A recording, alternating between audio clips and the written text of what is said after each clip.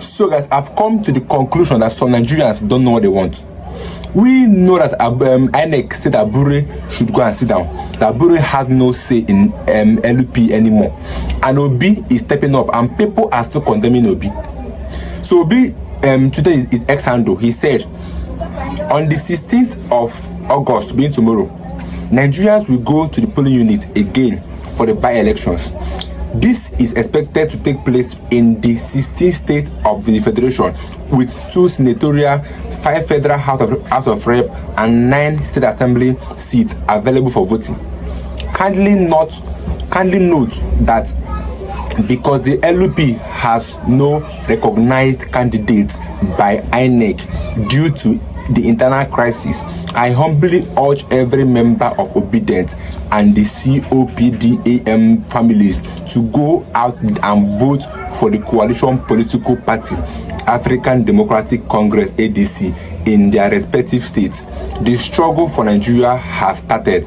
Thank you, P2B. So this P2B trying to step up the game of LP. Like I said, it's not going to be easy for P2B to fix Nigeria because the corruption in Nigeria has eaten so deep down to even Nigerians. Because what he did is the right thing. LP did not recognize anybody by Abure. INEC does not recognize anybody by Abure.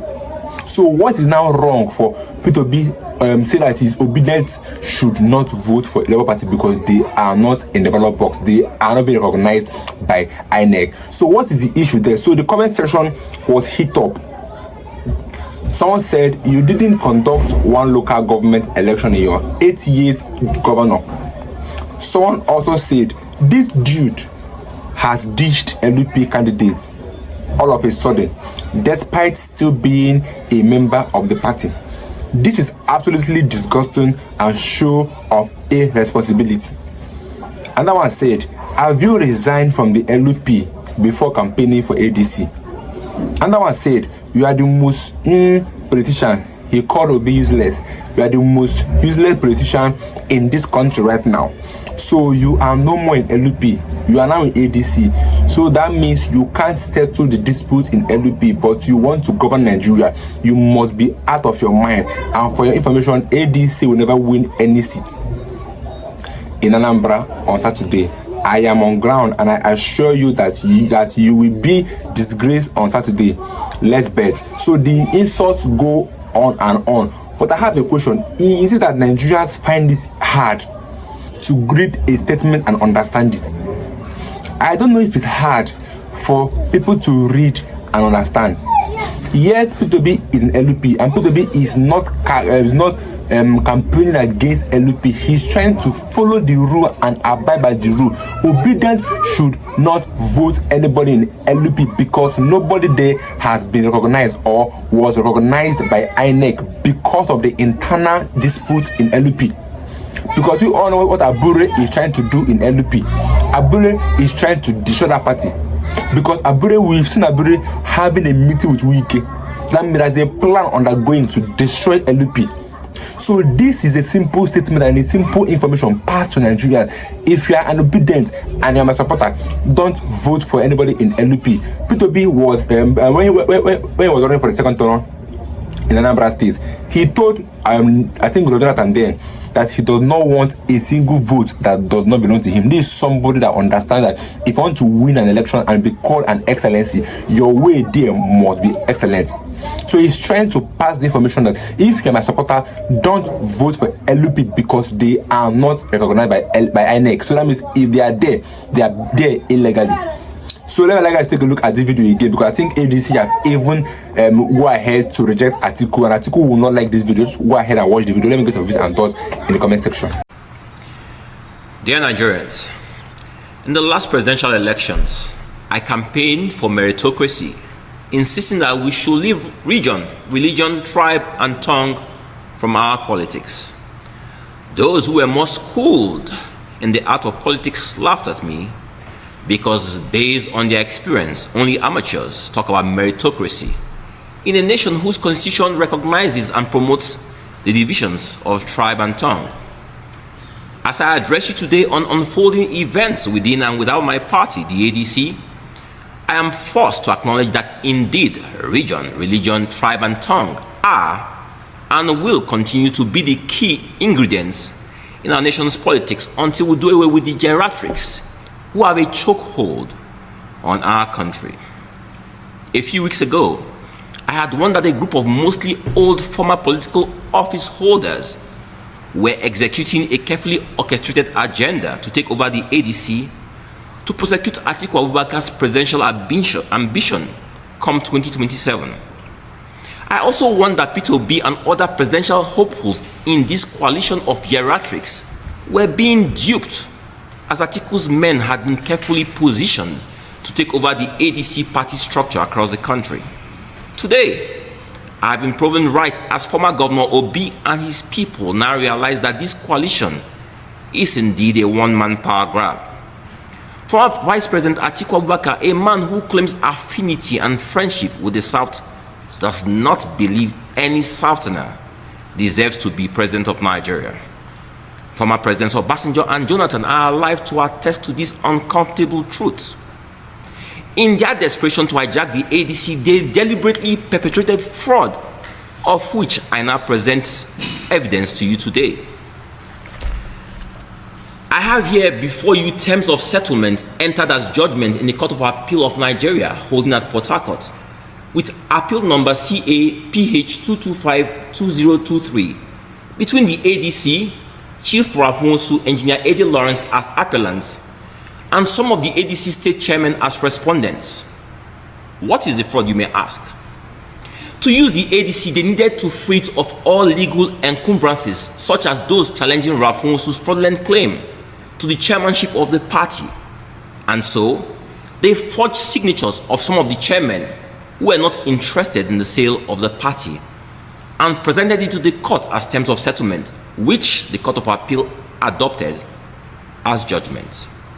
I have here copies of said judgments and international passport copies of the chairmen whose signatures were forged. Ladies and gentlemen of the press, please compare the signature specimens.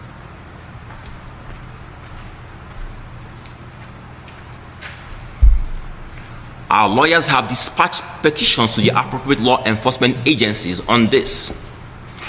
As if this was not bad enough, we all watched almost 2 months ago the comedic performance of Rafonsu as he anointed David Mark as chairman of the ADC and at the same time presented him with a membership card of our party. I again warn Nigerians that this was fraud being perpetrated in broad daylight, as Nwosu had no legal mandate to anoint or appoint a chairman for our party. Sections of the media subsequently addressed David Mark as chairman of the ADC, even though they knew it was constitutionally impossible for this to be so. But again, this is Nigeria, where anything is possible.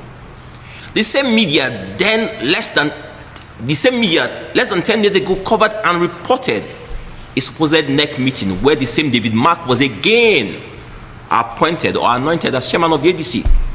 So, what are we to believe? When did former Senate President David Mark become the chairman of the ADC?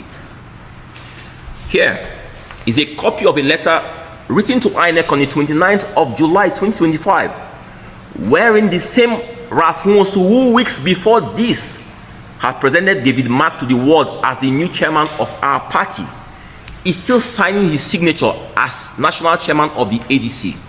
What a joke. Nigerians are all watching the live coverage of a fraud so monumental and yet so stupid that it beggars belief. These men are following the law to correct their illegalities in full view of Nigerians, INEC, and the media. But nobody's asking questions because we are supposed to be a nation of anything goes. What is the fallout of all these? What is the place of region, religion, and tribe, and even tongue in all of this? Nigerians, please listen to me loud and clear. Atiku Abubakar and a few northern elites who have for decades held political power but did nothing, absolutely nothing, to alleviate the under-education and attendant impoverishment in northern Nigeria for political purposes are at it again. They have armed the weapons of region religion, tongue, tribe, and poverty as they convince millions of poor Northerners that a Southern President Tinubu hates them and is the cause of their poverty. On a daily basis, they are spreading deliberate falsehoods against not only President Tinubu, but against all potential Southern aspirants like myself for the office of president. Peter Obi has been told in very clear terms that he will never get Northern votes as an Igbo man, and as such, he should accept to be Atiku's running mate. In order to weaken the South, they have now drafted in former President Jonathan into the race, who is alleged to be offering Peter Obi the position of coordinating minister of the economy for him to support his ambition. In all this, Nigerians are the losers because meritocracy, which can only thrive when ceteris paribus is in play, has been thrown out of the door. Because of a truth, ceteris paribus doesn't exist in the Nigerian ecosystem. Sadly, I am now here before you championing the cause of a Southern presidency, a notion that before now was totally against all I believed in. Nigeria has indeed happened to me. I urge all Nigerians to resist former Vice President Atiku Abubakar and his co-travelers who don't believe in an equitable Nigeria. We must all come to equity with clean hands and sincerity of purpose. We don't burn our houses because we want to kill rats and cockroaches. Sometimes we just need to make our houses clean so that the rats and cockroaches live on their own. My earnest prayer is that Nigeria will soon work for every one of us. God bless you all. I'll now take questions. I'm definitely running again. Secondly, I have no issues with having other people contest within the ADC. After all, in the last primaries, we had almost 14, 15 people in the primaries. I am totally against people coming in through the front door or through the back door to hijack the party structures because they don't want a free and fair contest.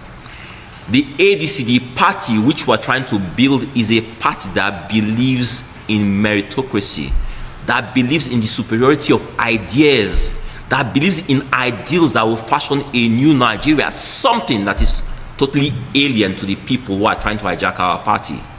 If they did indeed believe in what we espouse in the ADC, they will have come in properly. But of course, they want to take over a party without primaries and just have a platform within which to prosecute their ambition.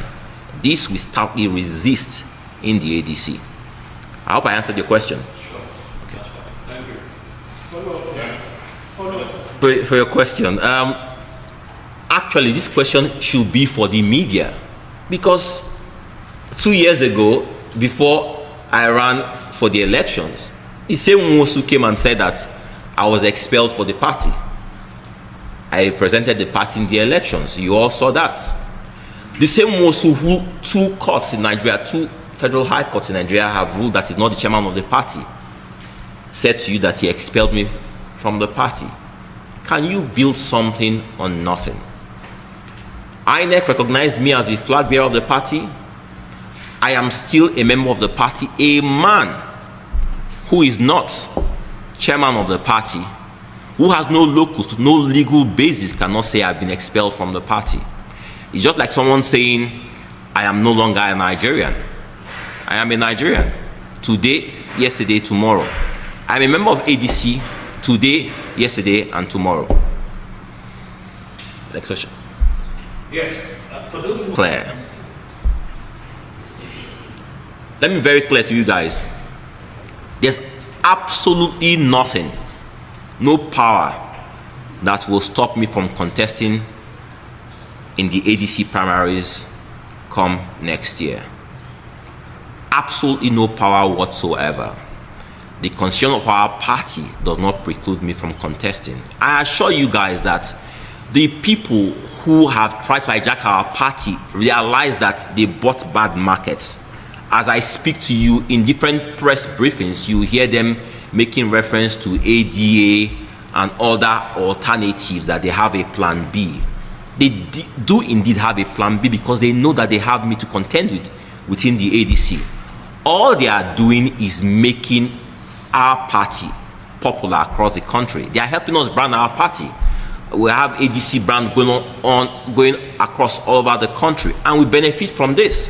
I assure you that in the next elections, that when people see the ADC logo, people recognize the ADC logo and we will benefit from it. And as such, we actually want to prolong this battle as much as possible so that they can help us, they can spend their money to brand our party for us. Next question, please. I say to my subscribers, I would love to get your views and thoughts in the comment section about what Obi said about LP, about Obedience not supporting any LP member in that election because INEC do not recommend anybody. Let me get your own views in that video. I'll be you guys in my next video.